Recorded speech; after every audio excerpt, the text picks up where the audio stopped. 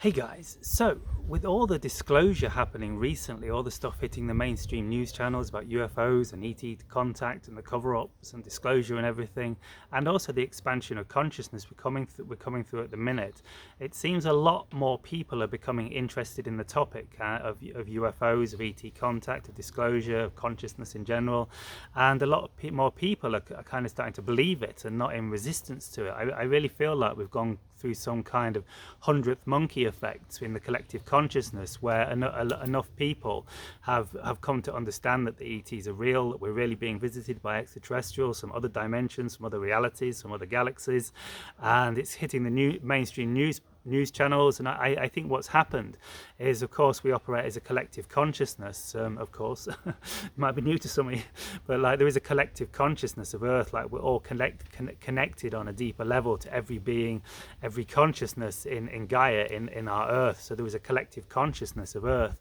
and I think what's happening is now enough of us know for a fact that the ETs are real, that we're being visited by extraterrestrials, that the UFOs are like extraterrestrial ships, that it's kind of had an effect on the collective consciousness, because like years ago people used to kind of go blank or like tell you were crazy when you talked about this stuff, but now many people are becoming interested in it, and I'm definitely getting some confirmation of this. I've got a couple of questions from friends and people that I work with. One of them is my family are becoming interested in ETs. How can I get them excited about this? How can I begin to bridge the topic, get them more interested and more excited about it? And I got another lady I know saying, a friend of mine saying, work colleagues. I've been speaking to work colleagues about this since the Dr. Greer disclosure event, and they're becoming very interested. They believe me, that they seem very positive and believing about it, and they're asking how they can help, how they can get involved. So these are interesting questions along the same kin. So good questions. So to tackle the second question first, like they're kind of similar but kind of a little bit different. So like how can I get my work colleagues want to help, that they believe that there's something going on with this UFO phenomena. They believe the disclosure project is disclosure project. It's also right from Dr. Greer. They believe there's something going on. They know there's something going on. They can see the truth in it, and they want to help. How can they help? And like my friend was saying, I'm not sure what to tell them. Do you have any ideas what I should tell them how to help? And so what one thing, you've got to kind of meet them on their level. Like this is something I've done for many years. I learned like not to just force information on people, like it just annoys them and shuts them down.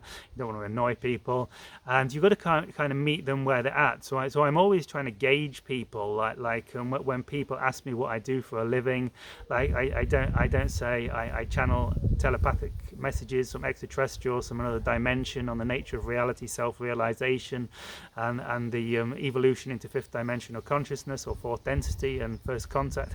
Because people are, that's just going to kind of scare people off, go over people's heads, or make them think you're crazy. So you've got to go kind of gauge where people are at. So what I normally do I edge my way in. Like I kind of, the first thing I say is I work as a spiritual teacher, which is true, of course. I do work as a spiritual teacher.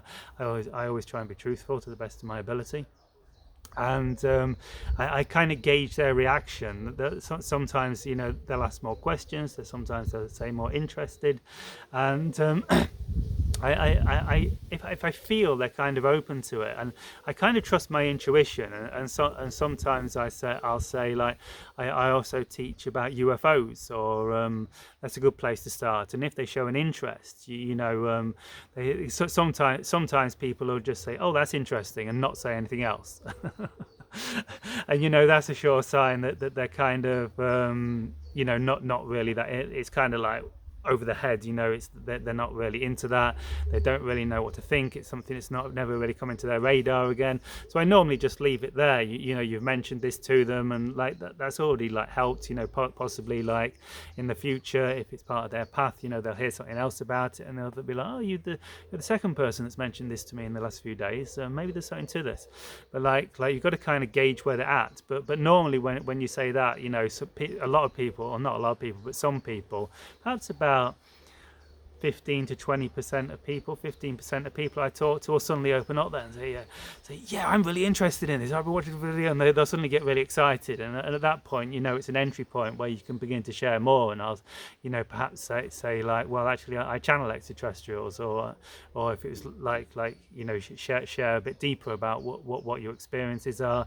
And so you always kind of gauge where they're at, and you like kind of edge.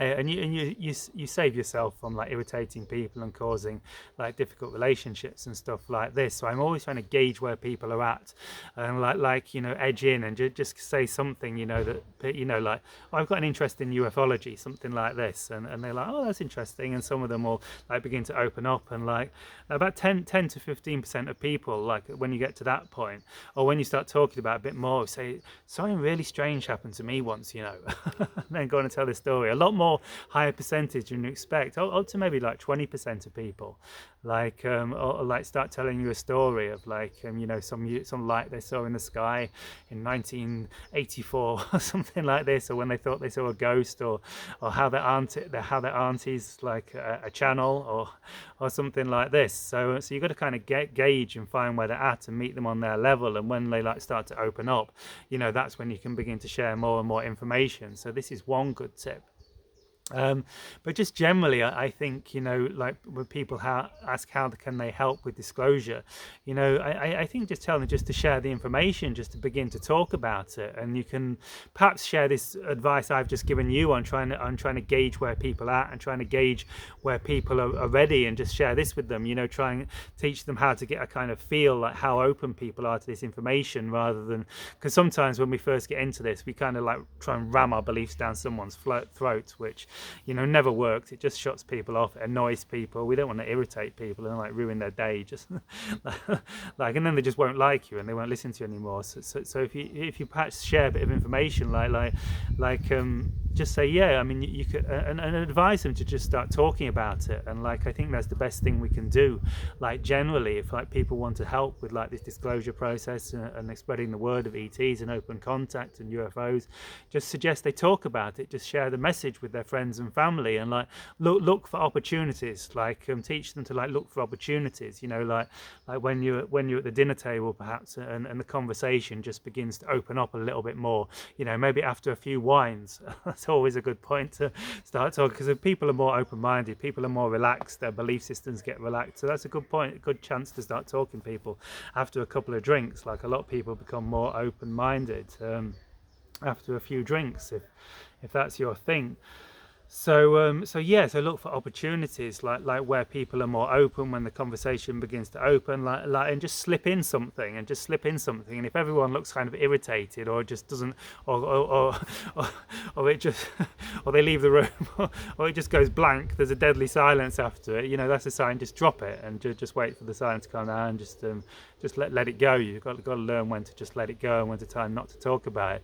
But if it starts to raise an interest, just like the secret is to try and get people talking, to just try and say things that will like kind of get people talking about it, rather than trying to force a load of like deep information that's just going to close them down, and just kind of like edge and kind of and if everyone gets really excited and starts talking about it, then you can say something a bit deeper, where so I saw 4 UFOs and my reality shifted, and fighter jets appeared out of nowhere with afterburners to name one of my experiences. You can open it up a bit more, and if people get more excited, and it creates conversation, keep talking about it, go deeper. But if people are like, whoa, that's a bit much, dudes, it's time to back off, and find where their interests are as well. Like I was talking to one of my friends about this, who I hadn't seen for some years recently, and he found I told him, he asked about my contact experience, so I told him where I went on the ship and like this, and he was like, I wish I hadn't asked. So that's not the entry point, but at the same time he talked about how his mother had recently passed and how he felt a presence around him. So perhaps that's the entry point. Look for entry points, and that was an entry point to talk about a deeper consciousness, a deeper layer of realities. Like I kind of believe in the afterlife. I'm not sure about this, you going on the UFO, can we just forget about that for a minute? So obviously there's no point in talking about that, but like I had the opportunity to talk a bit more about about the afterlife and life after death and stuff like this. So you're always trying to navigate the conversation and find entry points. So I think this would be the advice for the other lady that asked me a question like, my parents are becoming interested in ETs. How can I get them excited about it? And I think it's like I say, meeting them on their level. And a big part of being a spiritual teacher actually is always meeting people on their level. Like for an example, if there's an old lady who's asking you for help across the road, you don't stand there and give her a lecture on multidimensional reality. You help her across the road. That's what she's helping people for, and that's what she's open to. And and that will help her. That help her like consciousness expansion. She'll be like, oh wow, these young folks are actually nicer than I thought. Maybe I need to talk to these young folks a bit more. And then perhaps next time you see her, you have an opportunity to talk about something a little bit more interesting.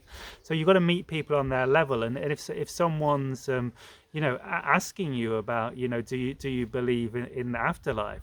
Don't suddenly start talking to them about CE5 extraterrestrial contact. Help meet them on their level. It's always about meeting them on their level. This is what I learned from one of my teachers. She would always meet people on their level. Because I thought she'd all be saying like, well, now everyone needs to stop listening, because she was the teacher of self-realization. So I thought she'd be like everyone needs to stop listening to their mind. You need to understand you don't exist. A bit of a joke about some non-dual teacher taught like this, and like, right, so we're all going to do Ramana Maharshi's self-inquiry. So everyone sit down and ask yourself, who am I? And notice there is no I, or at least the I is much deeper than who. She wouldn't talk like this. She'd meet everyone where they were. If there was a lady coming to her who was having problems with her husband, and she'd give her advice on how to deal with the problems for her she was having with her husband. Or if someone was having health problems, she'd give them advice about the health problems. And so it's always meeting people where they are. Ask them what their questions are. So if your parents are beginning to show interest in like ETs or UFOs, like where is their interest? Like what are they becoming interested about? If they're becoming interested about the idea that you once saw a light in the sky, talk to them about that. If they're showing interest in disclose, like sort of a news story that's just come out, talk to them about that. Like meet them on their level, meet them where they're at. So this is my advice. So I have an ET contact course coming up in July. So if you'd like to learn about CE5, to invite the ships into our reality, if you'd like to learn about phase shift ET contact, which is where we actually have experiences on the ships and like go into their dimension of reality, which is really intense stuff, I'll be teaching about that. If you want to learn about astral travel, or at least my version of astral travel, to connect with them in the astral realm, if you want to learn about connecting with them in meditation, if you want to learn about connecting with them in the dream state, about lucid dreaming to make contact, if you want to learn about telepathy and channeling and opening our psychic awareness to make contact, I'll be teaching all this in my ET contact training starting in July. And it is also on early bird offer till Sunday, so check out the link in the box below. Peace, love, light, and Shivai.